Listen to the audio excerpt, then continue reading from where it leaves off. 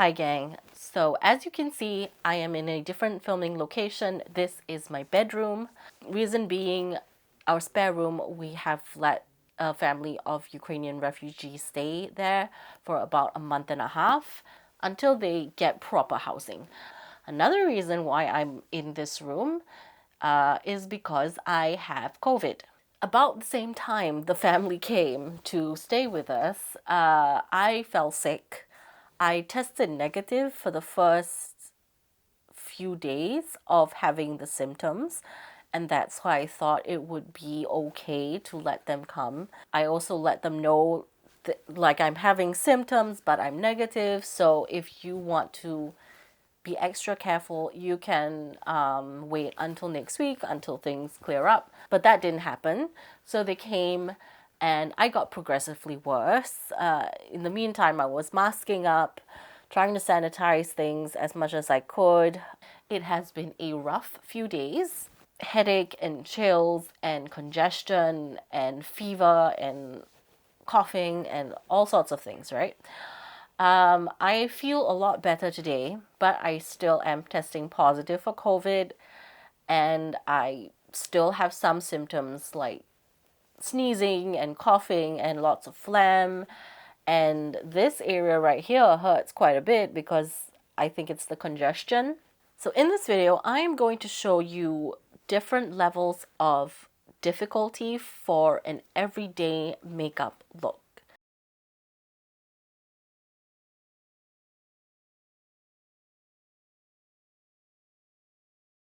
So the first one is going to be level 1, which is your most basic kind of makeup look that you can do. So the first thing I want to do is a very simple eyebrow look. So these are my brows. I have plucked them, and that's why they have a little bit of a shape. If you have not plucked your brows, you don't have to at this point. You can kind of play around with the shape of your brows and then see what type of shape suits you before you go plucking them. One easy way to get a general idea of how eyebrows should look like on your face is to get eyebrow stencils. This stencil is from Christian Faye, I believe. It comes with 5 different shapes so that you can play around with the thickness and the arc and find the shape that is suitable for you. These stencils, they come with some lines to give you a general guide on how to place them on your actual brow bone. The first line right here, you are supposed to align it with the middle of your nostril, right? And the line should start right there. Okay, second line you're supposed to line up is from the middle of your nostril through your eye, like that, and at this angle. So there is where it should line up. And the last one is through your nostril against where your eye ends, this area right here. And you kind of draw this invisible line, and that is where it should taper off. So that is basically the gist of how you would get your brow. If you don't want to invest in something like this, you can just use that general principle. This is where the brow starts. This is where the brow should be its highest. And this is where the brow should end. If you are a beginner and you have never ever drawn your brows before, this might be tricky, and it will take time and practice to get your technique right, how much pressure to put on the pencil, what angle works best for drawing the lines. These are all things that are difficult to come across on camera, and you really just need to practice. I did see I think like a hack or a TikTok hack or something along those lines, where someone started this line right at the base of the brow, right in the front. Draw a line connecting it to the highest point. Now, as you can see, I'm doing really small strokes, right? And then from there, take the line down to where the brow ends. I think this was the method, right? Okay.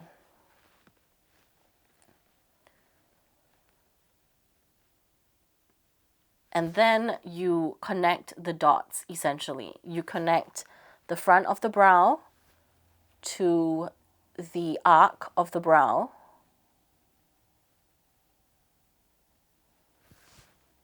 Like that. And you fill in the kind of base of the arc. And then just fill in the rest of the brow.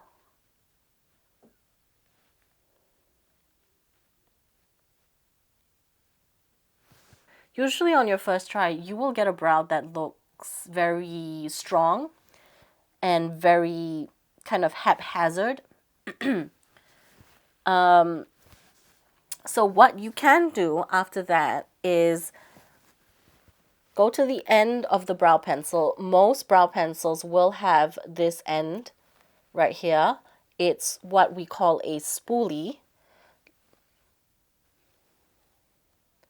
And what you do is you take that end of the brow pencil and you run it through your brows. So go upwards with it, go sideways with it.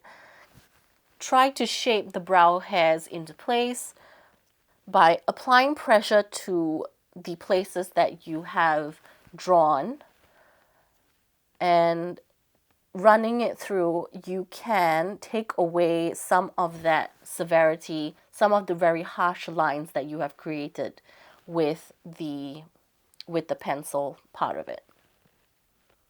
So just go through that and it should soften up the look. So for me, this isn't perfect. Let me go in again and neaten up the edges.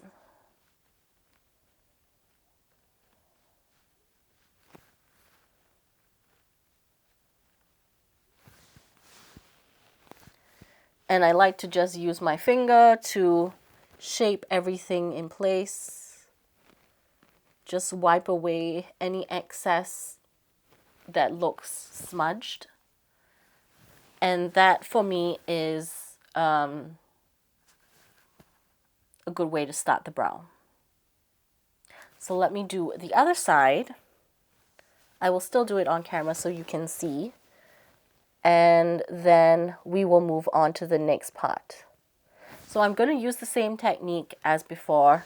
The base to the tip and down.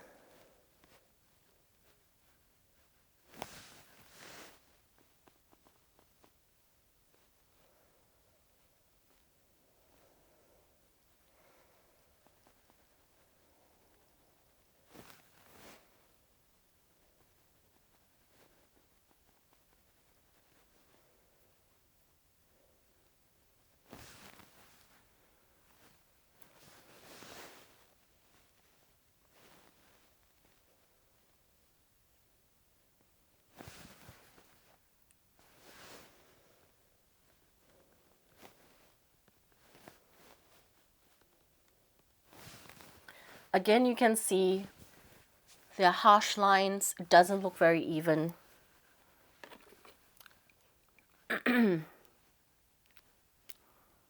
This is, again, when I go in with the brush part of the brow pencil and I run it through the areas where I have drawn just to soften up those lines. Now, if you feel like you've taken away too much, it's fine. You can always go back with more.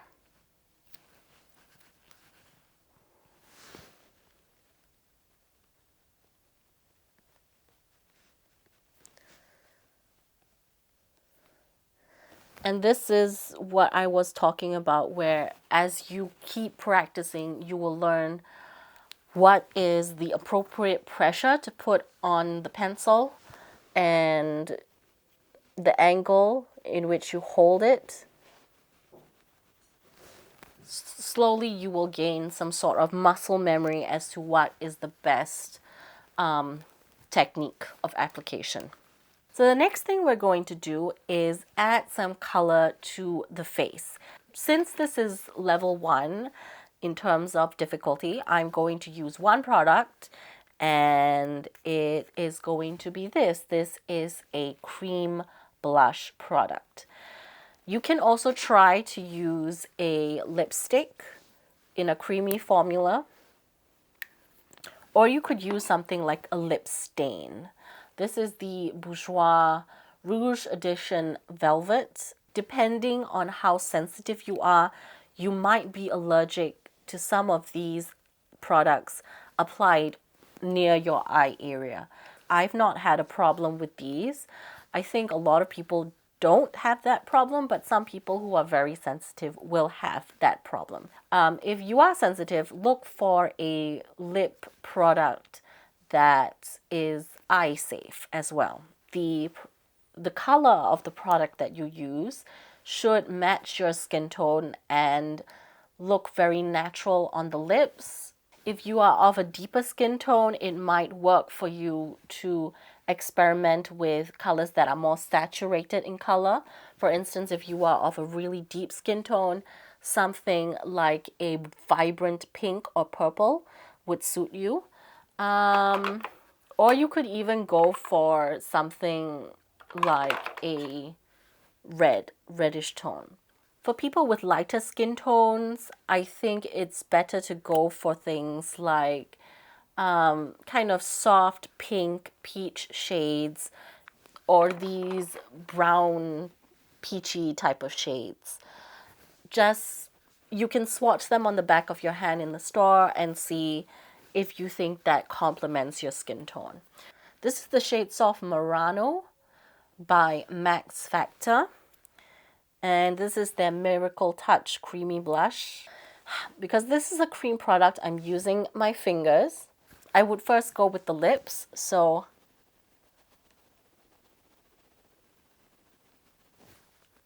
apply some of that to the lips.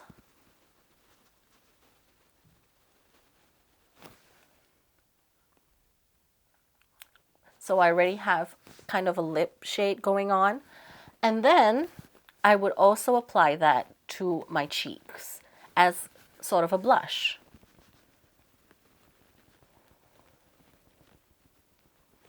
So what I'm doing is I'm patting the product into the cheek area.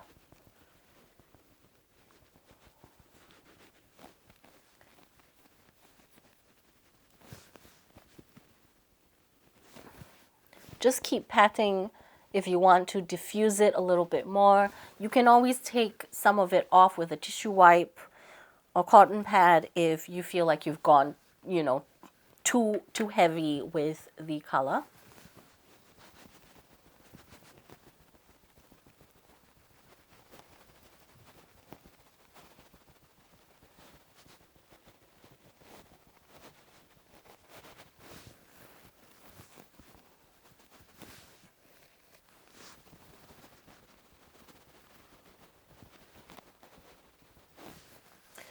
Then next, I would place some of that color on the outer corners of my eye and kind of blend that into this crease area right here. So you can use the same finger. So as you can see, let's zoom you in. So this is where I'm placing it. I'm placing it on the outer corner primarily, and then patting it in to this area right here.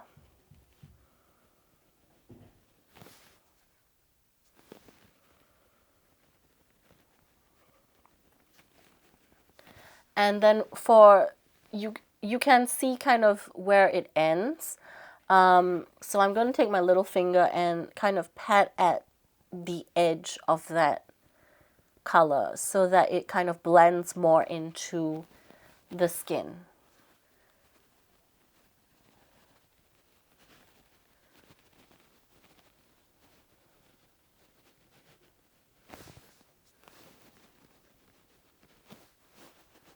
Okay. So now that we've zoomed out, you can definitely see some color running through my face, some of it on the eye, some of it on the cheeks, some of it on the lips. Next thing I would suggest to give your face a little bit more definition is to go in with a mascara. Another way to add some definition to your eyes if you don't like wearing mascara is to go in with the brow pencil that you used earlier. So I'm taking the brow pencil that I used and I'm going to run it along the lash line right here.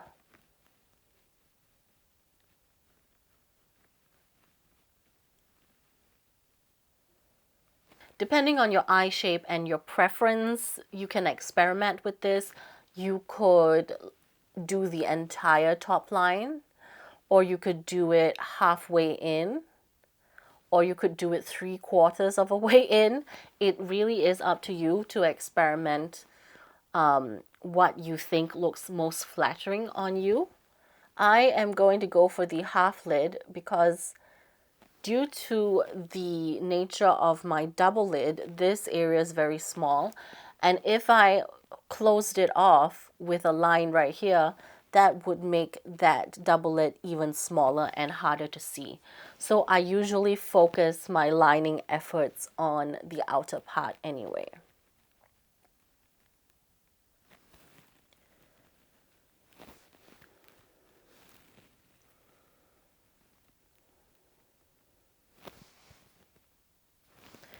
And I'm also going to line the outer part of my bottom lash line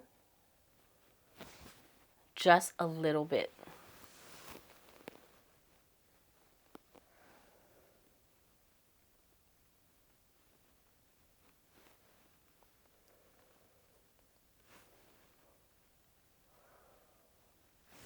Another reason why I'm recommending the use of a brow pencil is that brow pencils aren't usually very full-on pigmented and very strong.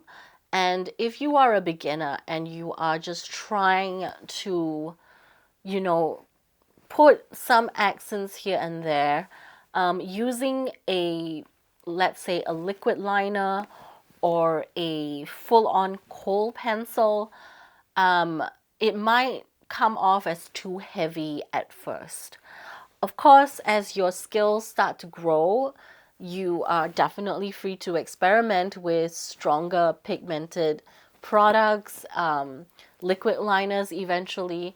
But as a beginner, it gives you more leeway to make mistakes and those mistakes not look terribly, terribly obvious. Okay, so that is level 1 of basic everyday makeup.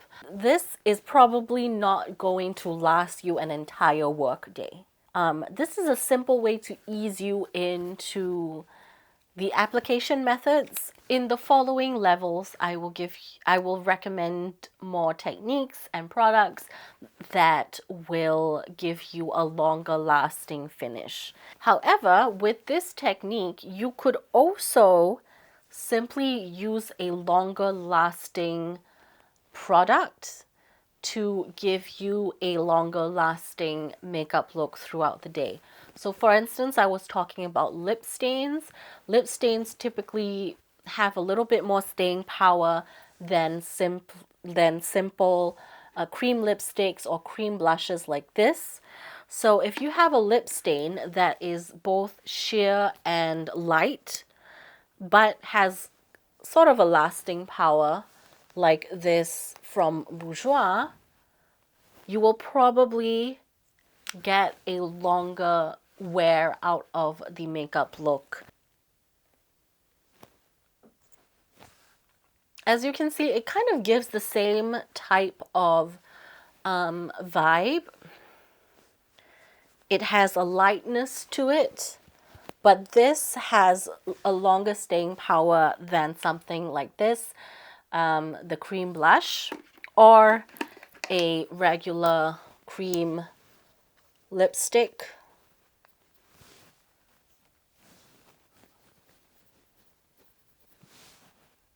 The staying power is not as strong with these other products. And as you grow in confidence using different products, you could experiment with bolder shades like this dark red right here.